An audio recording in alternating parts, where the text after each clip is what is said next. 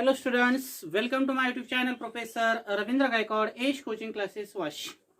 तुम्ही जर चॅनलवरती नवीन असाल तर चॅनलला सबस्क्राईब करा म्हणजे तुम्हाला डेली नोटिफिकेशन पाहता येतील. काही दिवसांमध्ये ऑफलाईन क्लासेसला सुरुवात होणार आहे. कालच आम्ही चौरे सरांनी मी वाशी पोलीस स्टेशनला APIची गाठ घेतलेली आहे. त्यावेळेस त्यांनी थोडंसं सकारात्मक विचार केलेला आहे क्लासेसच्या बाबतीत. काही दिवसांमध्ये आपले क्लासेस लवकरात लवकर चालू होणार आहेत. पण आता याच्यामध्ये आपण प्रॉब्लेमचा सॉलिड स्टेट टॉपिकमध्ये एज लेंथ आणि डेन्सिटीवरचे प्रॉब्लेमचा स्टडी करणार आहोत. त्याच्या अगोदर सांगावं असं वाटतं की आज एक नवीन विद्यार्थी जो आहे त्याने कालच मला फीस पेड केलेली आहे. जसे की त्याचं नाव आहे गोरे अनिकेत. त्याप्रमाणे तुमचे काही बाकीचे कोण मित्रमैत्रीण जर असतील तर त्यांना सांगा की लवकरात लवकर ऑनलाईन क्लासेस जॉईन करा म्हणजे तुम्हाला ऑफलाईनमध्ये ॲडमिशन भेटेल आणि जो फीसचा जो फॉर्मॅट असणार आहे तो कमी असणार आहे. नंतर जर तुम्ही ॲडमिशन घेत असाल तर फीसचा फॉर्मॅट हा जास्त असेल, हे लक्षात राहू द्या.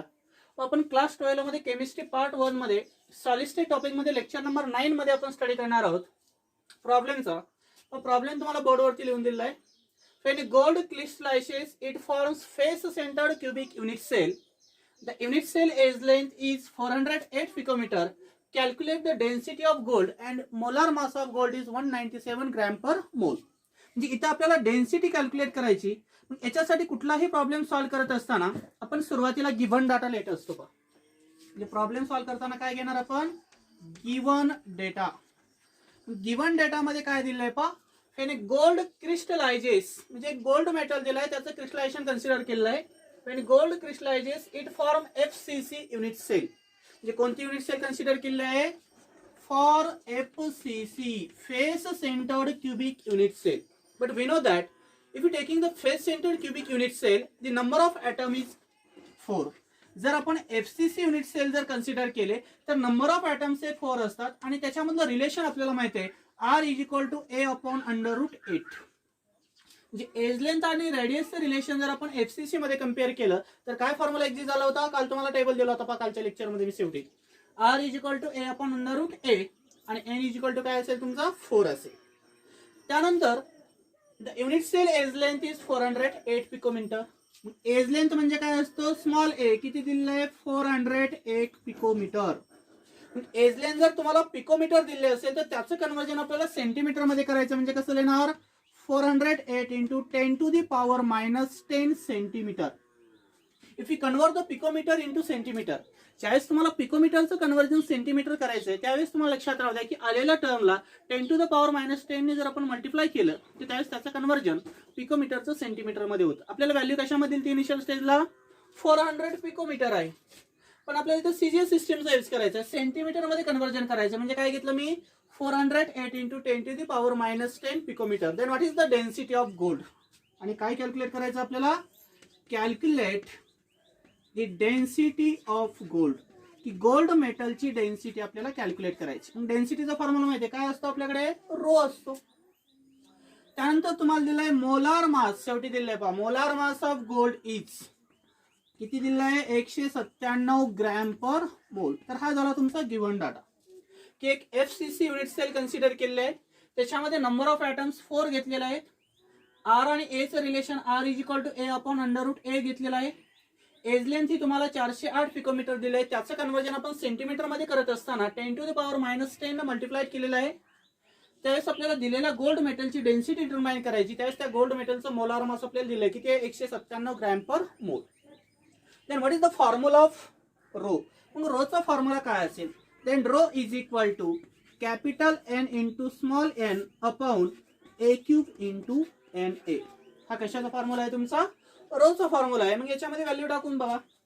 Row is equal to molar mass म्हणजे कॅपिटल M आहे. किती दिलेलं आहे? 197. नंबर ऑफ ॲटम किती आहेत FCC मध्ये? 4 असतात. A³ ची व्हॅल्यू किती दिलेली आहे? 408 × 10⁻⁻10³ इंटू Na म्हणजे काय असतो रे? Na म्हणजे ॲव्होगॅड्रोज नंबर असतो. How much value of Avogadro number? 6.022 × 10⁻23 particles. आपण याच्यामध्ये व्हॅल्यू पुटअप केली. काय काय पुटअप केली पहा? रो डिटरमाइन करायचं आहे. M म्हणजे काय घेतला तुम्ही? मोलार मास दिलाय. किती दिलंय? 197 ग्रॅम पर मोल. कोणती सेल कन्सिडर केली आपण? FCC युनिट सेल कन्सिडर केली. FCC मध्ये नंबर ऑफ ॲटम किती होते? 4. बरोबर. त्यानंतर ए क्यूब म्हणजे एज लेंथ आहे, कारण volume of the cubic unit cell आपण ए क्यूब कन्सिडर करतो, त्याप्रमाणे एज लेंथ जर इथे कन्सिडर केली तर त्याचा क्यूब आहे 408 into 10⁻⁻10 cube into N A means Avogadro नंबरची व्हॅल्यू आहे, ही सर्वांना पाठ असणं गरजेचं आहे. किती असते 6.022 इंटू 10⁻23. आता याच्यामध्ये ब्रॅकेटचे हेड जर टर्म आहे ते बाजूला काढून घ्या. नेक्स्ट स्टेपला r is equal to 197 into 4 divide by 408 चा क्यूब इंटू 10 जर याला लॅटिस इंडायसेस थ्रू जर आपण याचं मल्टिप्लिकेशन केलं पहा, लॅटिस इंडायसेस थ्रू जर याचं मल्टिप्लिकेशन केलं तर 10 गुणिले 3 किती होईल 30, म्हणजे 10⁻⁻30 इंटू 6.022 इंटू 10⁻23. म्हणजे आपण पहिल्यांदा ब्रॅकेट सॉल्व करून घेतला. ब्रॅकेटचा क्यूब होता, त्याच्यामध्ये 408चा क्यूब घेतला, मल्टिप्लाय 10 ने 3 ला मल्टिप्लाय केला तर 30 येतं, म्हणजे 10⁻⁻30 आणि ही व्हॅल्यू आहे तशी घेतली.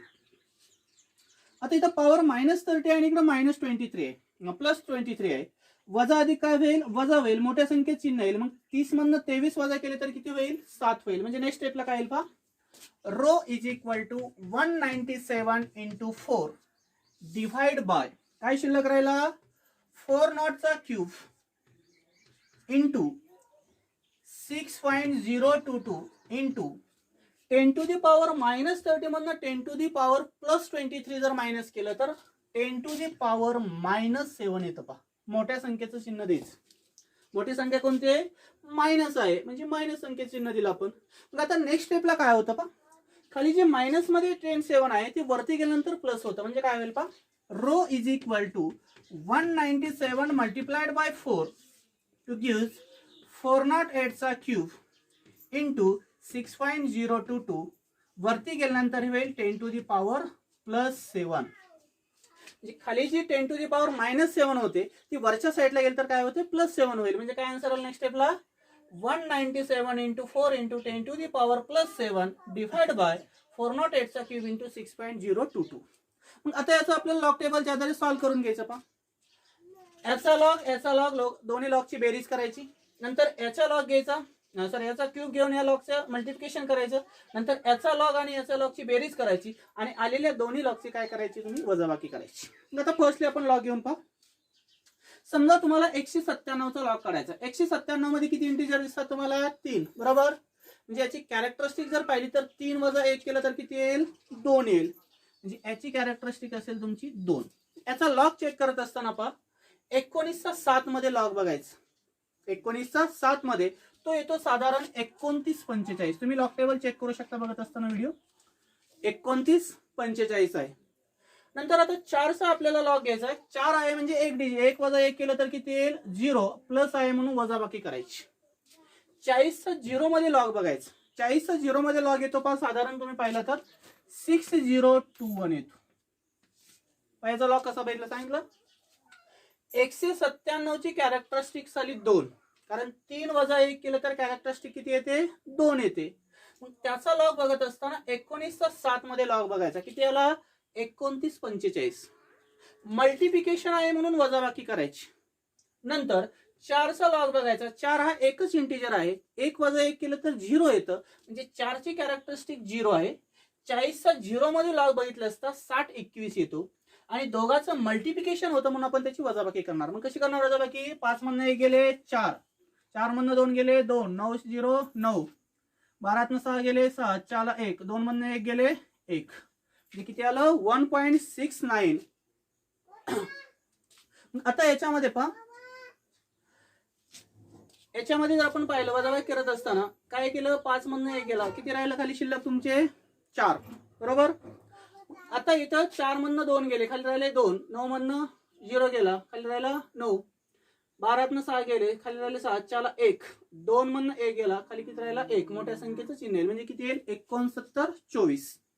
मग आता याच्यामध्ये मल्टिप्लिकेशन आहे म्हणून आपण इथं बेरीज करणार. पहा काय करणार आपण इथं बेरीज करणार. याची मल्टिप्लिकेशन मध्ये बेरीज करतो लॉगची, आणि जर तुमचं डिव्हायडेशन असेल तर त्याचं सबट्रॅक्शन केलं जातं. मग याची मल्टिप्लिकेशन म्हणून बेरीज करा. पहा 5 ने किती होईल 6, 4 आणि 2 6, 9 9, 6 आणि 2 8 आणि 2 2, म्हणजे किती आला याचा लॉग 2.8966. आता खालची संख्या आहे 408 चा क्यूब आहे. क्यूब असेल तर 3 त्याला मल्टिप्लाय करायचं, एखादा स्क्वेअर असेल तर 2 मल्टिप्लाय करायचं. आता इथे क्यूब आहे म्हणून 3 मल्टिप्लाय केलं. जर आपण 3 मल्टिप्लाय केलं कशाला 408 ला, तर 408 लॉग जर आपण पाहिला तर त्याची कॅरेक्टरिस्टिक किती येईल पहा, 3 डिजिट आहे म्हणून किती येईल 2. कॅरेक्टरिस्टिक किती येईल 2 येईल. 40चा 8 मध्ये जर आपण लॉग कम्पेअर केला तर 40चा 8 मध्ये लॉग येतो 6107. किती येतो 6107. म्हणजे इथं 408 चा क्यूब आहे म्हणजे 3 मल्टिप्लाय करायचं. इथं 3 इंटिजर होते, 3 मधनं 1 वजा केला म्हणजे शिल्लक किती राहिले 2. त्याची कॅरेक्टरिस्टिक आली 2. लॉग चेक करत असताना 40चा 8 मध्ये लॉग बघायचा 6107 येतो. म्हणजे याचं 3 मल्टिप्लाय करून घ्या. मी इकडे लिहितो डायरेक्ट असं. 3 जर याला मल्टिप्लाय करून घेतलं, 3 7 21, 3 0 0, 2 ला 2, 3 1 3, 3 7 18, 3 2 6 आणि 1 7. म्हणजे किती उत्तर आलं 7.8321 आलं. 7.8321 आलेला आहे. आता राहिला तुमचा 6.022. मल्टिप्लिकेशन आहे म्हणून इथं प्लस करून घ्या. 6 पॉईंटच्या अलीकडे एकच इंटिजर आहे म्हणजे याची कॅरेक्टरिस्टिक येईल 0. मग 60चा 2 आणि 2 मध्ये मेन डिफरन्स बघायचा. मग 60चा 2 आणि 2 मध्ये मेन डिफरन्स जर आपण चेक केला तर त्याचं साधारण उत्तर येतं पहा 7779. सॉरी 7797. किती लॉग येतं आता 7797 येतो. याची बेरीज करून घ्या आता याची. मग बेरीज केली असता काय होईल पहा 7 आणि 1 8, 9 आणि 2 11, 4 ला 1, 8 आणि 3 11, 8 आणि 8 16, 4 ला 1, 7 आणि 1 8. म्हणजे 408 चा क्यूब आणि 6.022 इंटू 10⁻23 आहे इथं. याचा जर आपण लॉग पाहिला तर किती आला 8.6118. मग आता हा पहिला लॉग होता आपला वरचा आणि हा दुसरा लॉग आहे. मग इथं डिवायडेशन आहे, हा वरचा लॉग इथं आलेला आहे आणि या खालच्या संख्येचा लॉग इथं आहे. जर डिवायडेशन असेल तर या दोन्ही लॉगची वजाबाकी करायची. दोन्ही लॉगची वजाबाकी कशी करणार पहा 2.8966 मायनस 8.6118. याची वजाबाकी करून घ्या. याची वजाबाकी केली असता काय होईल पहा 16 मधनं 8 गेले 8, हातच्याला 1, 6 मधनं 2 गेले 4, 9 मधनं 1 गेले 8, 8 मधनं 6 गेले 2 आणि 2 मधनं 8 गेले तर काय होईल बार 6 राहील. म्हणजे किती येईल आन्सर पाहिजे 6.2848. 6.2848. म्हणजे आपण या लॉग आणि या लॉगची वजाबाकी केली असता आन्सर काय आलं बार 6.2848. आलेल्या संख्येचा अँटीलॉग घ्यायचा पहा. अँटीलॉग येत असताना 28चा 4 आणि 8 मध्ये लॉग बघायचा. मग 28चा 4 आणि 8 मध्ये जर पाहिला तर तो येतो 1927. इथे येतो 1927. मग 1927 येत असताना त्याला आपण असं लिहू शकतो 1.927 इंटू 10⁻⁻6.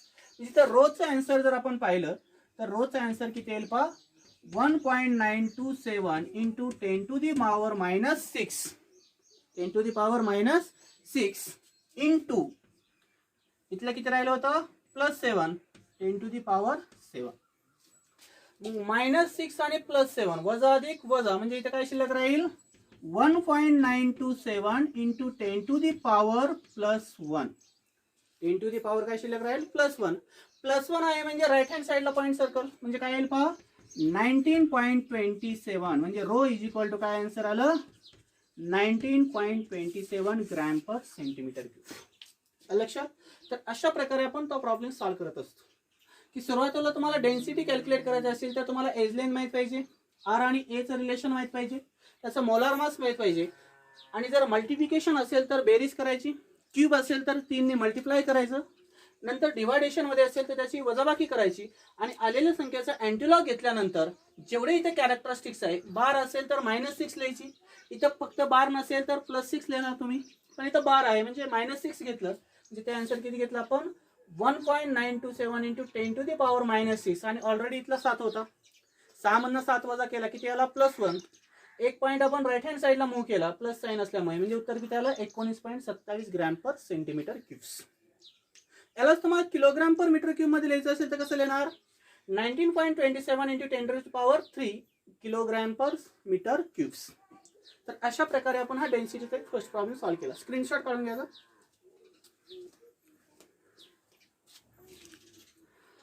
पण त्यानंतर आता 2 नंबरचा प्रॉब्लेम सॉल्व्ह करायचा आपल्याला. रेडियस. एखाद्या प्रॉब्लेम मध्ये एखादा मेटल ॲटम जर दिलं असेल तर त्याची रेडियस आपल्याला एज लेंथच्या आधारे डिटरमाइन करता आली पाहिजे.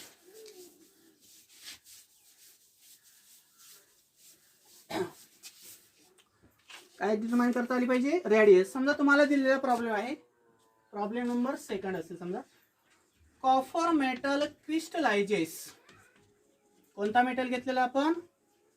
कॉपर मेटल घेतलेला आहे. Copper metal crystallizes in FCC unit cell. FCC unit cell म्हणजे काय असते रे? Face centred cubic unit cell with edge length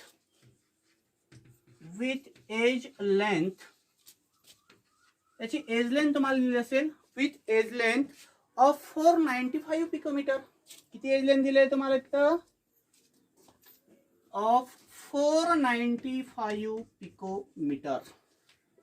what is the radius of copper atom? काय डिटरमाइन करायचंय? What is the radius of copper atom. दिलेल्या copper ॲटमची radius तुम्हाला काय करायची? डिटरमाइन करायची. एकदम सोपा प्रॉब्लेम आहे आणि शॉर्ट आहे.